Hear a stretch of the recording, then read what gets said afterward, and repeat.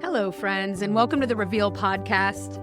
I'm your host, Jessica Nieto, and today I'm super excited to introduce you to a truly inspiring guest, Tiana Javier. She's a phenomenal real estate agent, a community leader, and a devoted mother. And Tiana is just a powerhouse in balancing professional success with a rich personal life, all the while nurturing community connections, supporting female alliances in the industry, and selling lots of real estate. So she's joining us from the beautiful Pacific Northwest to share her secrets on building strategic partnerships and mastering the work-life harmony that we all desire. If you're looking to inspire change in your professional endeavors without sacrificing your personal values, this episode is bursting with wisdom, and you don't want to miss it. Let's jump right into the conversation. Tiana, thanks for being a guest today. Welcome to the studio. Thank you for having me. I'm excited to be here. I am so super excited. And we're actually both up in the Portland area today, so we should have just gotten together and done this outside. It's a beautiful day out. It is gorgeous outside. So Tiana, tell the audience, where are you located and what are you up to most days, personally and professionally? So I am actually based out of Ridgefield, Washington. I bounce back and forth between Ridgefield and Portland. In fact, today, since I'm in Portland, I am going to be out here all day today. And I try to plan out my week pretty efficiently. So I schedule about half my time in the Portland metro area and half my time in Southwest Washington. I divide it up and conquer, right? Awesome. I love that. And how long have you been an agent and how long at your EXP Realty? How long have you been an agent and how long with EXP? I've been an agent for about 6 years. This is going to be going on to my 7th year. I have been with EXP for a little over 5 years now, and I've been loving it. I actually started with EXP in the Portland metro area before a lot of people knew what EXP was. So I've been just growing with the brokerage. Yeah, that's awesome. So Tiana, one of the things that I love and I've gotten to know about you is that you are a huge supporter of female alliances. And also you've built a business around giving to your community, all while being an amazing mom at practice with the kids, with the family. And one of the things that we hear as women is, how do you do all of that? So let's jump right into before you reveal all of the ways that you manage this, which isn't perfect. Can you take us to a day that was just like maybe the hardest day being an entrepreneur, a real estate entrepreneur? I had a hard day recently. I will say it was this week. I had a few appointments lined up. I was scheduled to open 3 doors and I had a client who was counting on me to meet them out there at the first house. And I was ready to roll. And my oldest son was at work, so he was unavailable to help me out. My husband was at work, and I'm ready to fly out of the driveway when I get a call from my youngest son who calls me and says, "Mom, I need you to pick me up from school." And I prioritize family first, and I tagged a referral partner, one of my team members, not necessarily a team because I'm a solo agent, but I consider it a team. So I reached out to one of my other partners and I said, "Hey, can you take these showings today? I can't be there." And I connected that agent with the client and I rushed over to the school, got my son, headed over to urgent care and sat there for about 3 hours and then waited another hour. And then I was able to bring him home. But the thing is, I get to make these calls to these people that I know and trust. And I know that they're going to take care of my clients and my clients are going to be in excellent hands. And so when I call my client to let them know I can't be there, I reassure them that somebody else can. And for me, I could have easily had a little bit of a breakdown waiting in the urgent care, knowing that I was supposed to be at work, but I knew I was in the place that I needed to be in. Does that make sense? That is such great advice. And building these strategic partnerships and having these people in your life that you can pick up the phone that you like, know, and trust, and the way that you communicated with your client, obviously, you were prepared. It wasn't luck that it came into place. You had prepared. So what tips would you give to an entrepreneur to set themselves up for success and build those types of partnerships? I think it's important to remember that we can't be in all places at once. And it's important to align ourselves with people that understand our lifestyle and understand our priorities and are aligned with what we're aligned with. Because I tell you honestly, I posted, instead of opening doors, I'm staring at hospital floors on my social media. And I had about 4 agents reach out and say, Tiana, I'm ready. You let me know what doors I need to open. I will help you. It really is because I've been aligning myself with people that are aligned with the same values that I have. And that's important. And so when you have that type of camaraderie in the business, whatever business you're running, that you have people that will help you get to your goal. And that was intentional. When I was going out and I was meeting people and I go out and I network, I always want to seek out those who inspire me. And I make sure that they know that they inspire me. When I'm going to a broker tour or I'm going to a networking event and I'm inspired, I say it. I pass along that compliment because that's how we attract people that are aligned with the things that are important with our businesses and our lifestyles. I think that is one of the things that set me apart from somebody else who's just going to meet people. I'm going to meet people that I want to align myself with. And that's the intention of networking. Oh, I love that. That's how we got connected. Yes, it is. It's fun. So many of the amazing women that I've connected with in real estate, I don't often really know much about their business at first, right? It's just about getting to know who they are as a person and like how they're looking to personally develop themselves and the others around them. Let's talk a little bit about mentorship because you are a certified mentor at EXP, but just a mentor for everyone that you're around. Let's give some tips to entrepreneurs on how that benefits your journey as well, the mentorship. Oftentimes, as a mentor, we're there to support our mentees, right? But a lot of the time, we're learning as they learn and we're growing as they're growing because not every experience is exactly the same. I can mentor you through a transaction and I can help you figure out how to best negotiate on behalf of your client. But some of these circumstances I've never experienced myself. So I will honestly say, okay, let's dissect this and see where I can help you. I think it's just important to remember as we're mentoring that the people that we're mentoring are also human.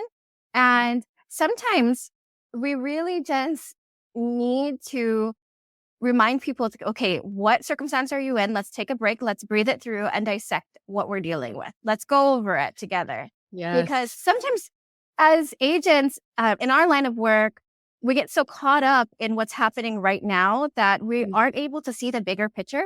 And so if we could just take a step back and breathe and take a look at what we're dealing with, maybe we can find a solution together. So let's start by identifying. And so one of the things as a mentor I love to do is get to know who I'm working with, learning their personality style, knowing their strengths and weaknesses. It really helps me figure out how to best work with them. And that teaches me how to best address any situation. Okay, is this somebody who internally processes? I use a DISC profile when I work with my mentees and I'm like, is this a D, I, S, or C? Who are we dealing with? Let's talk about it. And so we'll talk about it together. We use those tools together to identify how we can best work together. I love that. And are you sharing with them yours as well so they get to know a little bit about you? Oh, yes. And honestly, I joke around sometimes with my coach because I am a D and an I and an S and a very little C. And so we'll have conversations and he's like, where is this coming from? Is this a C personality trait coming out? We talk about it and it sounds like we're talking in code, but intentionally, we're trying to identify how to best solve the problem, come to a solution. When we can do that together, if we understand who we're working with, if we understand how to best address the situation with the person we're working with and how to find a solution that best fits their style. Yeah, seek to understand, right? Seek to understand for sure, but also try to offer a solution that is understandable for their personality trait as well, right?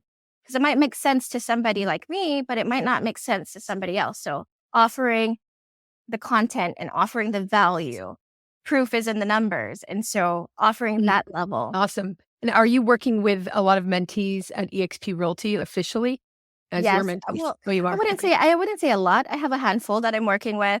And I really genuinely love working with them. They know me on a personal level. They know me on a professional level.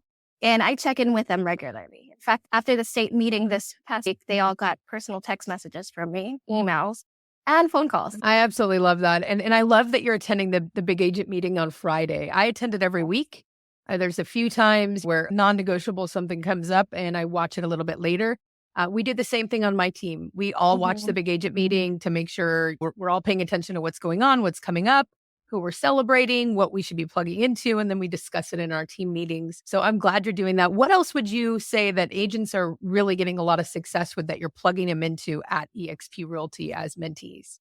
I think the number one thing that they're seeing success from is really, really knowing where their strengths and weaknesses are and finding groups in eXp that gear towards their strengths. And so there are a ton of resources in Workplace and you can plug into all the groups. But if you laser focus on what your passion is, you can really benefit from plugging into a group that hits your niche. And there are so many groups there. And so my thing is encouraging you to be the individual that you are and finding what your niche is and identifying the groups that you feel best fit your. I think if we focus on that, then we're focusing more on their specialty, their craft, and hitting their level of success. Because everybody's level of success is going to look different. Everybody's network is going to look different. Everybody's buyer and seller pool may look different because they may specialize in a specific area or a specific niche. And so we don't want everybody plugging in all to the same thing all the time. I say get deep, get specialized, dig deep into what you really love, because otherwise it'll feel overwhelming. You're speaking my language. Yeah. It's interesting. It takes a little bit of work. And that's one thing I focus on with my team is you have to dig into all of the resources and tools so that rather than being distracted, you can be intentional. Is this a good fit for where I'm trying to grow? Yes, no, or I need more information, right? Yes. Yes. And for me, you need that certain diet, like the triangle food groups and all that. You need a certain amount of practice during the week. You need a certain amount of learning. But you really need to be focused so that the most of the time you're taking action. And you're working in your activities. So when you get organized with all the other things, I feel like you have a better defined calendar of where you can actually implement those things that you're learning. What tips would you give to entrepreneurs and strategies that you're using to keep a nice balance of learning and implementing? I say, and this is really important, and you touched on it because it's totally speaking my language when you say be intentional with your time and be intentional about where you plug in and who you plug in with. It's ultimately super important. So when I'm looking at my calendar or I'm scheduling to go to an event, I'm being very intentional. Does this event align with what else I have on my calendar? And what season am I in this season? Because we all have seasons where we're like, okay, I'm going to focus on growth this season. I'm going to focus on personal development. I'm going to focus on getting new listings. We're all going to be focused on different things at different times in our career.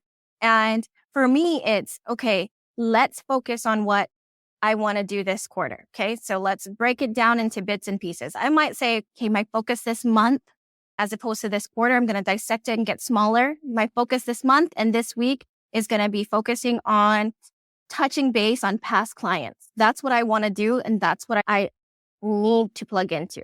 So what is my intention behind all of that? My intention behind all of that is to make sure that they know I'm still here when they're ready to sell that house I sold them to 2 years ago. Right.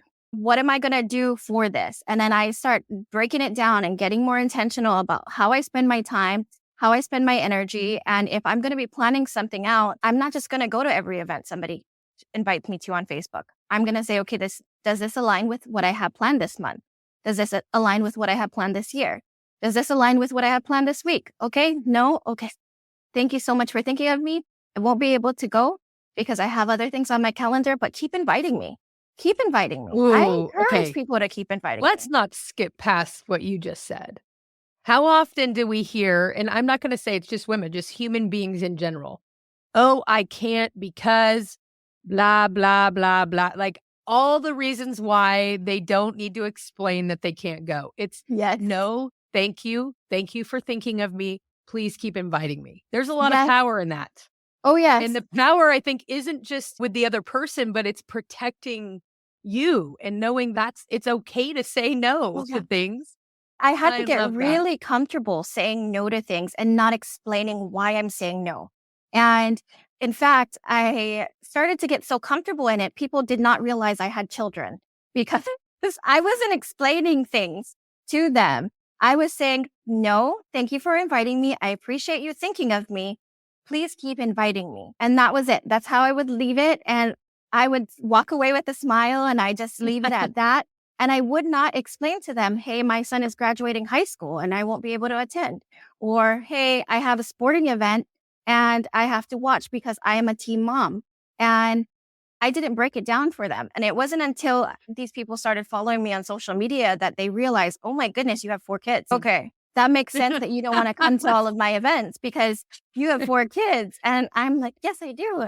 Because honestly, explaining all of it just feels like opening another can of worms. And we don't have to explain everything all the time. We sometimes need to protect our personal life. Protect. And Love that. I found it was one of the things that is most important in my core values is to protect my personal life. And so I share the things that I want to share, but I protect the things that are super important to me. And so I think as entrepreneurs, we need to be able to set our own personal boundaries, right? And protect those things that are important to us. And the way that you lead by example. So if you have other entrepreneurs that you're mentoring and you're teaching and they see you running around and saying no to your family and everything else, it'd be difficult to attract people to want to learn from you, right? So leading by example. And I love your leadership, Tiana. Let's talk about what could you reveal to us that's something that has become hard multiple times in your journey as an entrepreneur. So you've been a real estate agent for 6 years, but I'm sure you were doing something before 6 years ago. So even if it's not about real estate, just as a leader of your family or your business or just something that isn't talked about often that you could share so we can see how you work through it. I want to take a moment and I want to talk about really one thing that I struggle with and a lot of people don't know is I'm going to say it. It's my sleep. I didn't prior to getting into being an entrepreneur, I didn't have a solid sleep schedule. And when I became an entrepreneur, I needed one. And I think one of the most important things that I learned at a conference that I attended was not only the importance of a morning routine, but an evening routine. And that was like, to me, it was mind blowing. I was like, wow, I didn't realize that I need to start disciplining myself to go to bed because it was one of the most important things is to get a good night rest. And we need to be able to perform at our best as entrepreneurs. And we can't do that unless we're rested. And so we can go until the point of burnout if we don't get rest. And so I started implementing a night routine and it has been a game changer. I go to sleep at night. I charge my phone downstairs. I get a good night rest. And when I wake up in the morning, I am ready and I'm happy. And a lot of people are like, why are you so happy? I sleep. I sleep now. I know. That's so funny, isn't it? People ask me that too. How do you get up so early? I go to bed early. Yes. And it's one of those things that as an entrepreneur, we don't talk enough about that night routine. And Jessica, you said it yourself. You go to sleep early. That's so you can wake up early and perform at your best level. Now, I think that needs to be talked about a little bit more because we're humans, whether you're male, you're female.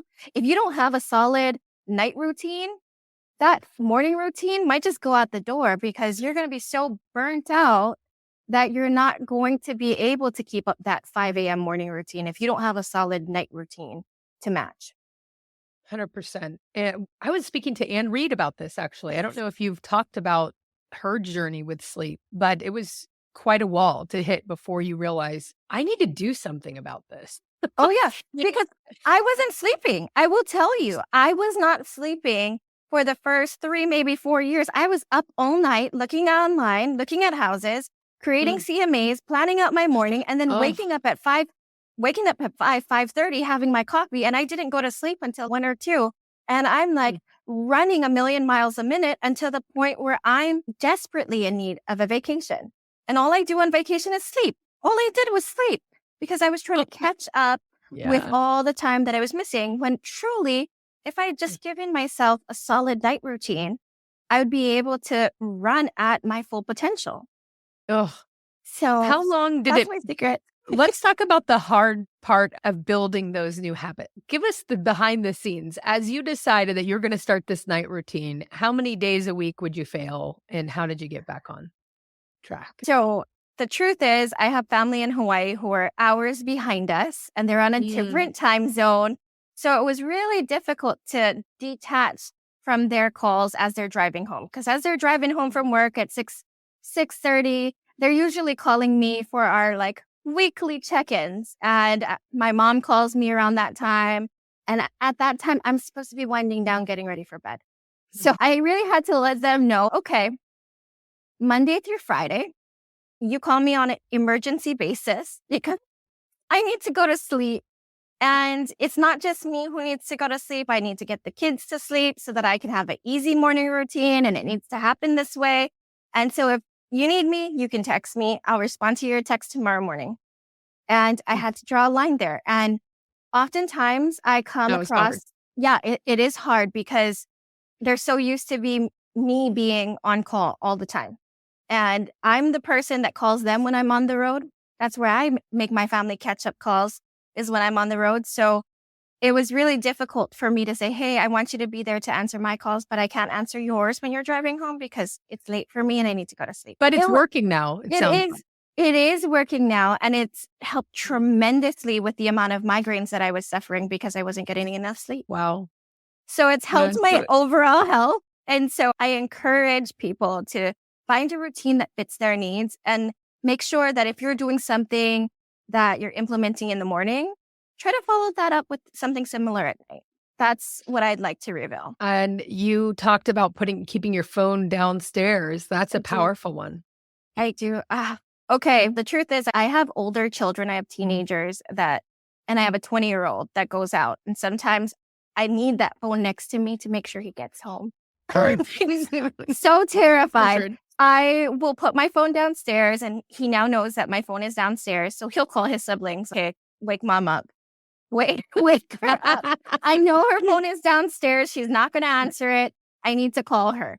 And they now know this routine. It stays downstairs. I don't even have a charger next to my bed anymore. It's downstairs. Good for you. And so I had to start doing that because it was really impacting my health. I wasn't sleeping and I was running on fumes. And as an entrepreneur, we want to do all things all the time. And it could be anything. We could be looking at online ordering systems. We could be looking at a different CMA that we want to put out for a different property. It never ends. It never ends.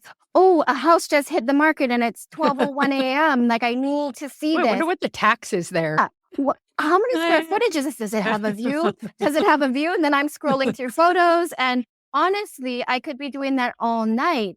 But really, if I take that time for myself, I have more time to feel like I'm not running on fumes. I feel like I'm running with a full gas tank when I wake up in the morning. It feels amazing. Add a little bit of water to that and you feel amazing. I have my water next to my bed instead of my cell phone. Oh my goodness. I'm just living a healthy life. Here we are living our best lives. Yes. Thank you for being so vulnerable about all that. I feel, and I know that oftentimes we just need to hear the things we already know and see that somebody made the tough change. And I love that. I love how you shared about your family because I believe that those type of pressures often are the things that we feel are non-negotiable, but they can be bended and molded just a little bit to work for everyone. And that was probably a tough conversation to face. You didn't want to have that conversation, but you did, and everything's working out great. So I appreciate you sharing that. Let's switch gears and talk about, so you came from Hawaii. My experience ever traveling to Hawaii is just a really feeling of family and community. Hit it. And I feel like you really brought the aloha here to the West Coast of the States. And I'm curious, what do you miss and what have you recreated here with that? Oh, okay. So I will say my Oregon clients, because I started my business in Oregon, I started calling them my Oregon Ohana because they were not just my clients. They were my first friends that I met moving here. So they really became the people that were my pillars in creating my business when I started. And so they became my Oregon Ohana, and really just checking in on them on a regular basis and just being a part and plugged into the community. It really made me feel like there was aloha here in the Pacific Northwest. And I just needed to lean in on it and be a resource to the people that were looking for it. And I don't host every single event. In fact, sometimes I point people to other people's events and I say, hey, there's 4 days of aloha in the park. Go check it out. Check out this event or check out this new restaurant. And I promote other restaurants and I go down there and I support their businesses because they support mine, and we grow together in this. And so one of the main things that I feel like was terrifying me the most about moving to the Pacific Northwest is one of the things that helped me build a career was finding Ohana and finding it here in the Pacific Northwest. And there's entire groups dedicated to people moving to the Pacific Northwest. And I'm just a small part of it. A small part of it. And I find that a lot of the agents in those groups are all about collaboration. They're all about partnerships. And I've worked with so many agents that are in the same boat as I am. And really, they become my referral partners. They're not my competition. They're my partners. And that shows in how we treat each other. And I had a situation where I was up against another agent who was from Hawaii and he lives in the Pacific Northwest. And the funny thing is the client said, you both told me to hire the other person. I said, really? And he said, who does that? He said, who does that? Why do people do that? And I said, I admire his professionalism. And if you're looking to hire somebody, I'm going to give him a rave review because I think the world of him and his professionalism. So if you're asking me to who you should hire, I would love for you to hire me. But if you don't hire me, absolutely hire him. And that's a great thing about community versus competition. And really, that Hawaii community is a community. And I lean in on them and I love them. And I encourage them to grow their businesses and plant their roots where they want to be rooted. And I didn't just come to the Pacific Northwest alone. I moved out here for college and my sister followed, her husband followed, my other sister followed, and we just brought the whole family. And it made sense for me to get into the real estate industry that I'm in because I was able to help everybody who was coming out here find a home. And a lot of my clients are in the same boat where they're relocating from Hawaii to the Pacific Northwest. And I'm able to plug them in to the groups that I help me make the Pacific Northwest my home. Wow. That's so cool. I love learning about people on this podcast. It's so cool. Honestly, one of the most impactful things that has happened to me is I've made some of my best friends from my past clients, and I've made some incredible partnerships. And my best real estate buddy is also an agent from Hawaii and who's based out here in the Pacific Northwest. And she doesn't have the same branding as I do. She's not with the same brokerage as I am, but she's still a great friend. And that comes with that community versus competition. Yeah. It's funny when it's hard to almost imagine, I'm sure, for agents that haven't experienced that. Mm-hmm. Right? Like, how does that work? In fact, I want to do a whole series on how that works because I think really talked about how do you cultivate it? Yes. Reveal some of your top tips so you can start brainstorming on your masterclass. I encourage people to stay where they're growing. And that is important because not every shoe is going to fit every person. And I want you to go where you can grow. And I am exactly where I want to be because I am growing here. I am creating partnerships. I'm creating relationships. And this is where I feel like I belong. But if you found that somewhere else, I am so happy for you. And if there's an opportunity for us to work together, you let me know when. And by just saying those type of things, it really reinforces that, hey, you be where you are and I'll stay where I am, and we encourage each other every step of the way. And that really helps when, for example, you're competing against somebody on a listing, or maybe you're planning an event that's like agent agnostic and you're wanting people from all different brokerages to attend. If you have partners in other brokerages, of course you have resources and we can all attend a great event. There's so many great events out in the field of entrepreneurial work that I would love to go to. But if they feel like they're geared towards one brokerage versus open to all, I might not attend. It's really important to find those people who are open-minded to collaboration over competition. And not everybody needs to wear the same colors or same hat to be able to collaborate. Some of my best referral partners were from other brokerages. I love that, Tiana. And it is very special. It is very special. And in fact, I had one of my referral partners in Hawaii. She closed a deal and I went out there and we talked about it. And she said, "You never tried to recruit me, made me want to join you even more. Why don't you try to recruit me?" I said, "I didn't try to recruit you because you told me you were absolutely happy in your core with where you were at. And I knew you were the best person for this referral. And it didn't matter where you hung your license. It mattered to me that you knew that you were going to be the best person to represent this client. You were the best fit based on location, best fit based on experience. So of course I'm going to refer them to you." That's just good business. It's just good business. Yeah. And they're going to get it closed and take care of those folks. It's really good business. There's a gal, she's an awesome realtor and she's in an area.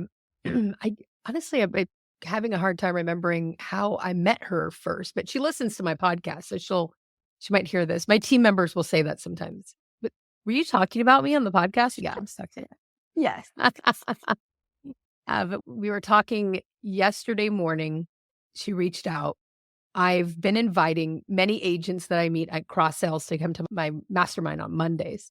Okay. And she said, "Jess, I think I'm ready. I want to know how and if I could join your team and come to EXP." I said, "Let's talk about it. Are you coming because it makes the most sense for you? What are the reasons? Like, let's unpack all of it and see that it's a good fit." And she says, "I feel like I'm growing under your leadership." See, and that's the key right there, is you're impacting people Leadership without matters. knowing. Yes, leadership does matter. And that's fulfilling.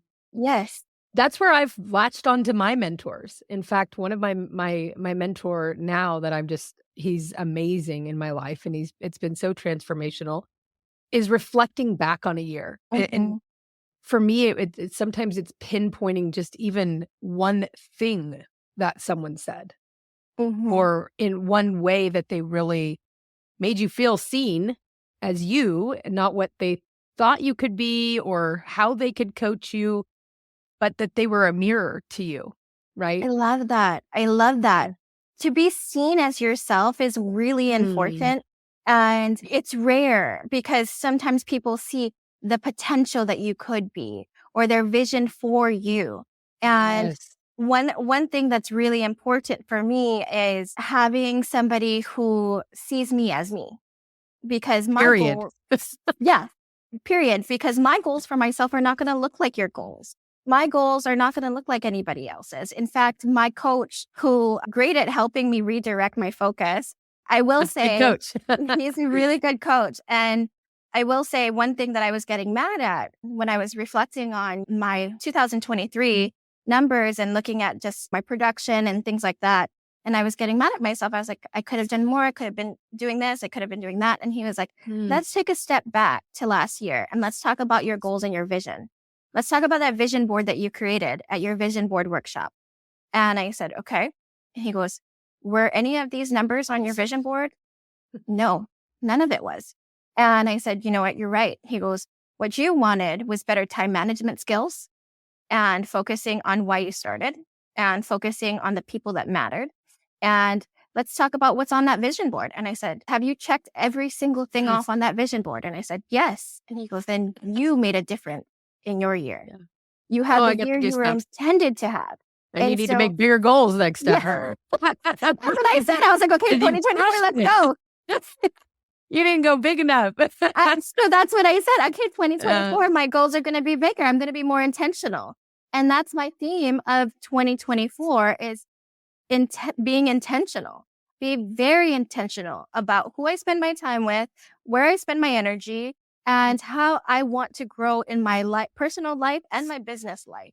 And so these are things that are on my vision board. And I actually had a vision board workshop. And the whole reason behind having the workshop was not just to create pretty boards, It was to share our goals on our vision board, because when you put it out there and you share it with Yes. others, those people can keep you accountable. And we encouraged everybody at that workshop to connect contact information and hold each other accountable. Find somebody that you resonate with and check in on them. Say, hey, how are you with your goals this year? I remember you had that great international trip on your vision board. Have you booked it yet? And then you're like, oh, I can't. That's okay, but I'm here to encourage you because you put it on your vision board and I knew it was a goal and I knew it was important to you.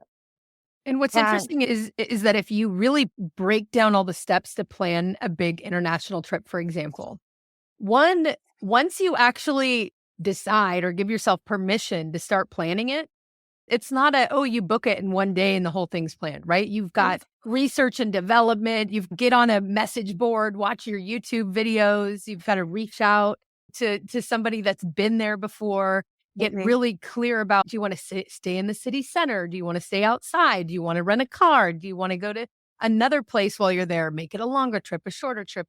These are all the things when you're putting in the steps and really manifesting and being intentional about where you want to go and and that's why I can't remember who it was, but recently I'd called them action boards, right? It's taking action to build your vision or manifest your vision. There's steps. And I remember before in my early days of real estate, when you'd get a couple good checks and you're like, oh, okay, but you need to keep going. Not ready for the big trips. I wasn't the one that went out and leased the Mercedes. Not I. No hard feelings, friends, listeners. No hard feelings. No hard feelings. But what I would do is I'd say, you know what? I'm going to pick a date and we're going to book the plane ticket. Yes. And we're going to start talking about what we're going to do when we get there and plan out all the places that we want to see. My wife and I now will be married here 10 years, but I was a young entrepreneur. I hadn't been an entrepreneur. I'd always had a job. So I was a little safe about it. But the point is that we went on that trip and it was our anniversary trip. We went to Italy. We were there for nearly 2 weeks.